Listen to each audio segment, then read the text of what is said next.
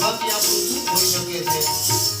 અલ્પેશભાઈ મહેતા પોતે પોલીસ કર્મી હોવા છતાં પણ રામાયણ અને ભાગવતના પાઠનો ગુણાનુવાદ ગાય અને લોકોના મનના મનોરથ પૂરા કરવાવાળા વ્રતનું અનુષ્ઠાન કરાવી રહ્યા છે. એવા અલ્પેશભાઈ ની અંદર સ્થાપિત બજરંગબલી દેવના તરુણ રૂપેના હૃદય કમળની અંદર જે બજરંગબલીનો વાસ છે એના મારા વ્યાપથી વંદન.